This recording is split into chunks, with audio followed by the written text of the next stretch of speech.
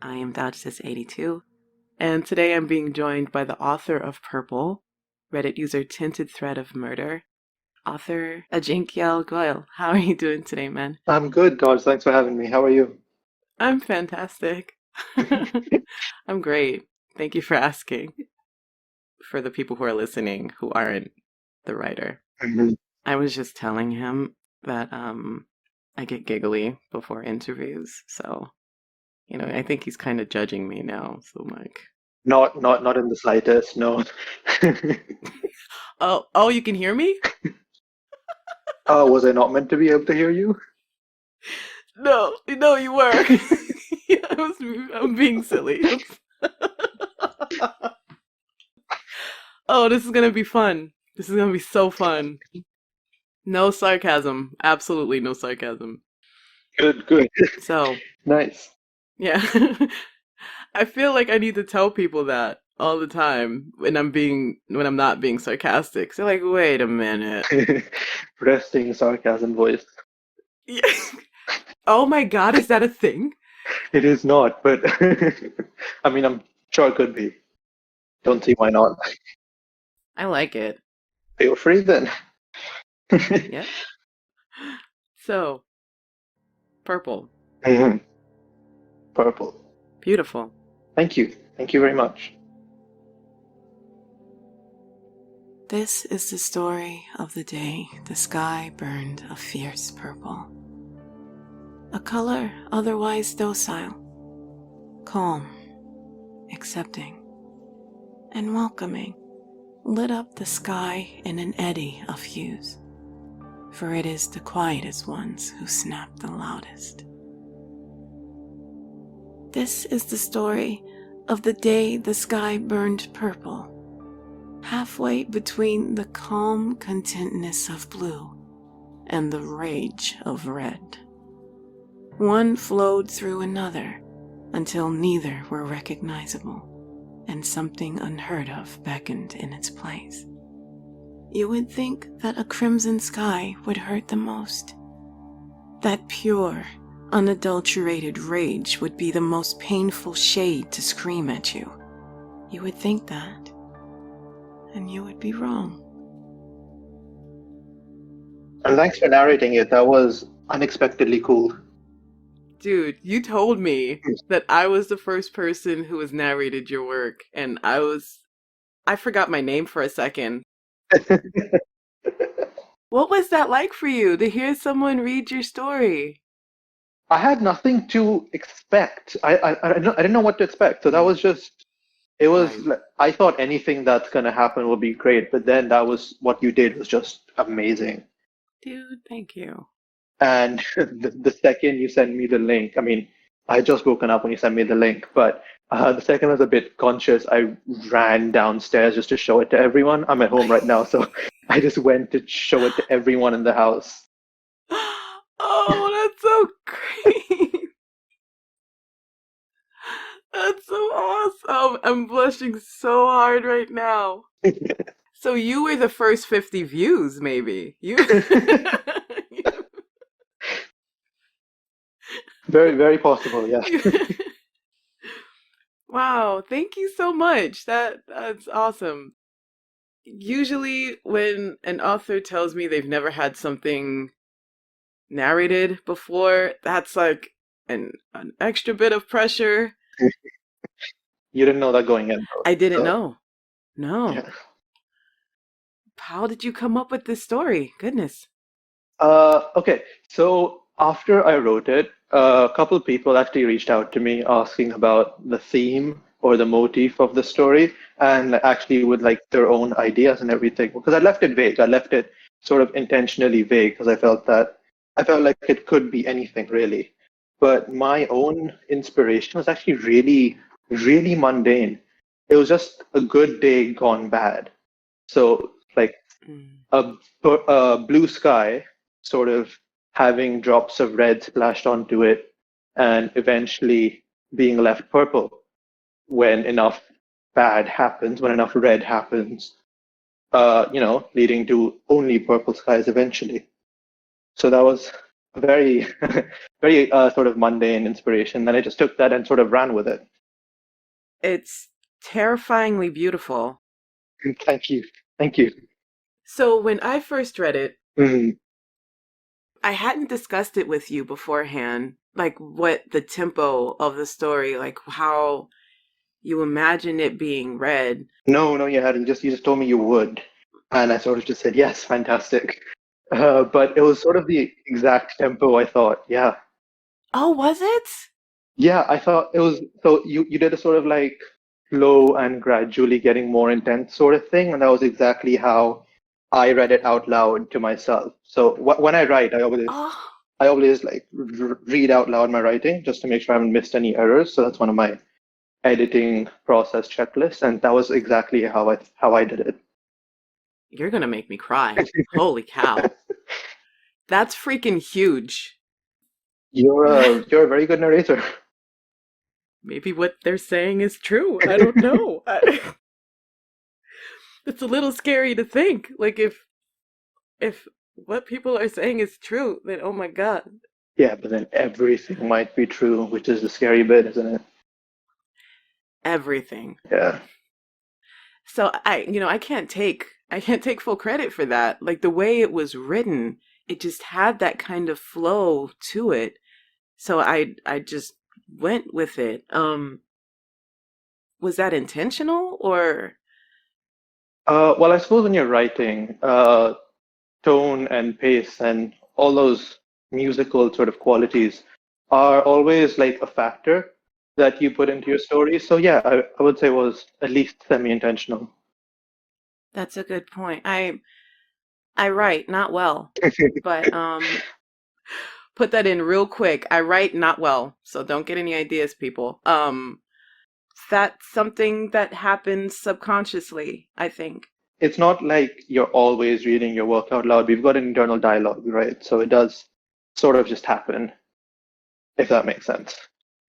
I wonder if that's something I should be doing more because it's I get I get a scenario in my head and I try to flesh it out, but I never consider what the pacing should be or what the rhythm should be. Now that I'm going to be thinking about that, I don't know if that's going to help me. One of those things where it's like, the less you know, the better. Like ignorance is bliss type of deal. Honestly, every time someone has asked me for like, writing, quote unquote writing tips, I've sort of been at a bit of a loss as to what to tell them because I just sort of, my process is basically, I think it should be like this, therefore it will be like this. Okay. If at all that makes sense, because uh, I just sort of run with whatever I get in my head. Like, don't get me wrong, that doesn't mean I finish every story. I probably have more unfinished ones than I do finished. But Of course. Me too. but it's just sort of, one small idea that sort of bleeds into everything else, which sets the pace, the tone, the feel, everything. Wow. So you have a website where you've been posting your work. Yeah. So I sort of collect all my work in one place so that there's not like a bunch of links I'm directing people to. That's very helpful. Thank you for that. Because that's true, especially with smaller writers on Reddit. They're like, my work, okay, yeah. It's here, up here, and if you go here, there's maybe like five different places they could, and different subreddits and different versions of the story on each subreddit because you have to fit the criteria. Yeah, everyone's got different rules. Mm-hmm. Yep. I also have a couple of collections of stories on there. Mm. They're they're largely gothic, sort of slipstream, because that's what I'm known for. What's Slipstream? Slipstream is basically a combination of the speculative genre. So you've got a bit of sci-fi in there, you've got some fantasy, things that sort of just mix into one another that can't be categorized as one. Sweet. What is your favorite story on your website right now? My favorite would actually have to be, so I can't really pick, a definitive favorite, but one of my top would definitely be my most recent one. It's called A Flicker, Oh. and it's a short horror story, Mm. and it's much more raw than I've ever sort of dared to be, and it's much more evocative as well.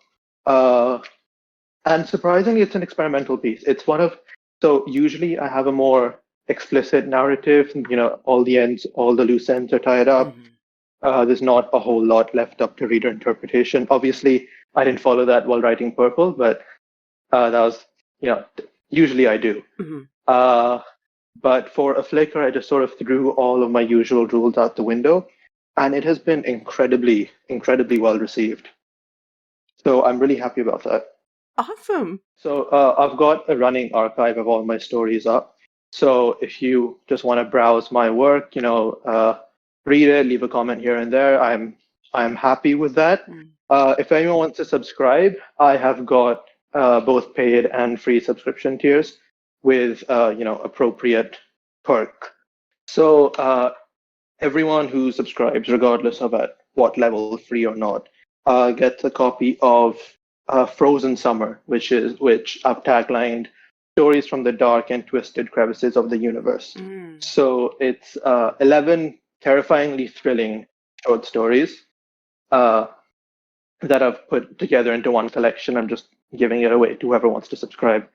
And then, of course, if you are a paid member, you get extra, exclusive stories. Okay, great. Why did you decide to do the website? I think most writers on Reddit have their own subreddit, but Mm.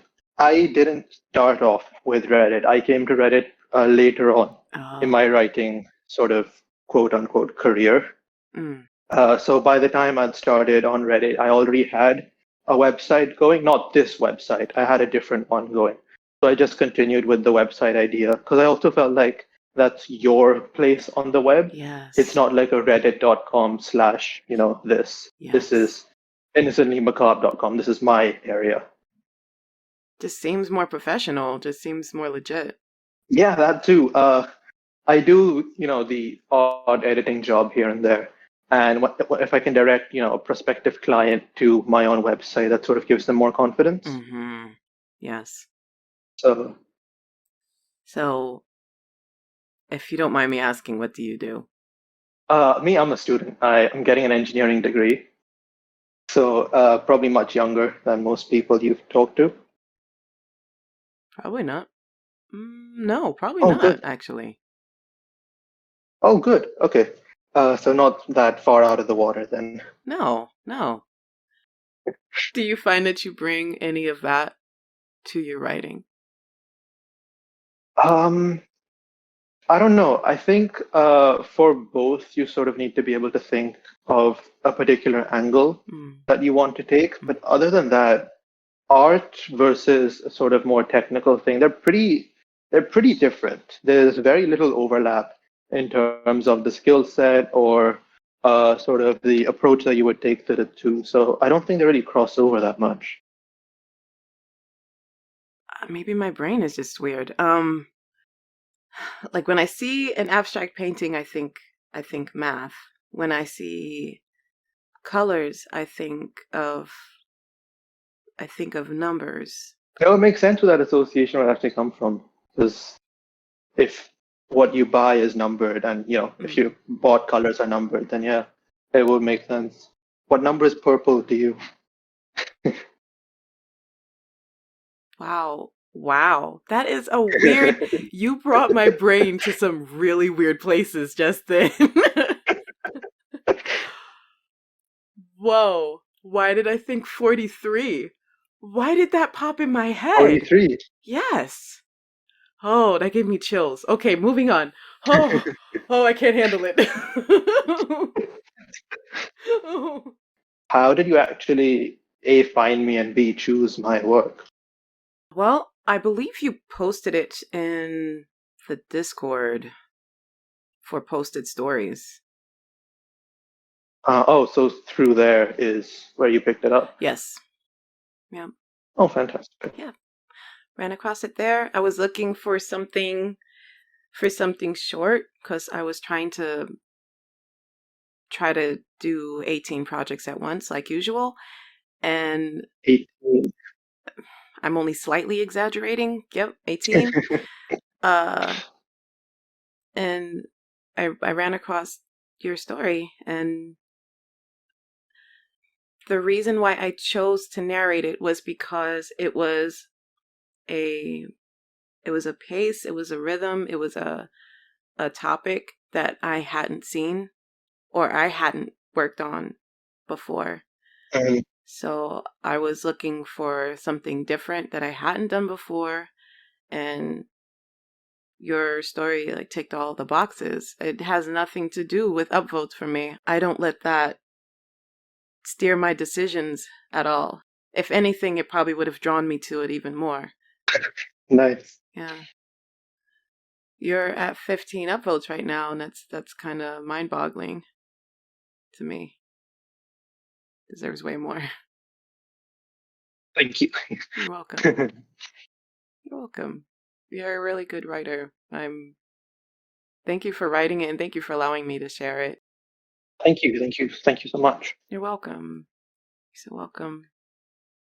My stories on Reddit generally don't get much traction. Mm. I think I write a different style to what the average Reddit reader is used to. So most people probably be used to a sort of first person dialogue-ish narrative, but that's not really much my style. So I'm sort of quite happy when I cross the 10 threshold. Right? Me too. I was like, wait, maybe it's a glitch. I need to stop hitting that refresh button. I just need to stop hitting it and go live your life. Post it, live your life. Stop hitting refresh. It's not going to change. Exactly. I took a break from writing Oh, for about a year. oh, Uh, and so I completely, the whole stats page thing sort of just completely left my mind. yeah. And then as soon as I started writing again, it was always open on my phone. I just Yeah. kept refreshing it Yeah. all the time. Oh my gosh, that's that's horrible.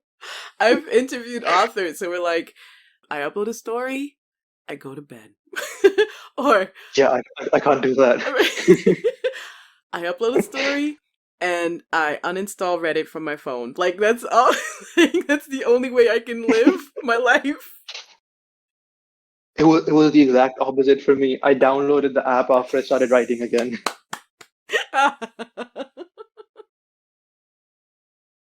All right. Okay. Well then I'm good if you're good. Yeah, so am I. This was actually fun. Oh. I I always commit to things, and then because I'm always like really excited about them when they start, Yes. and then the time to do them actually comes, and it's like, oh my God, why did I do this to myself? Yes. And then I did this with you, and it's actually super fun. Oh my gosh, that means so much to me. That means so much because I know I could hear it in your voice when we started talking. Like you were just Yeah, like if I made a sudden movement, you would have exploded. Like I just treading lightly.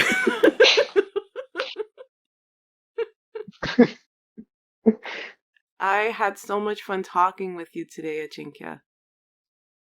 thank you. Thanks so much for having me. This was an unexpected pleasure. It was really fun for me to do too.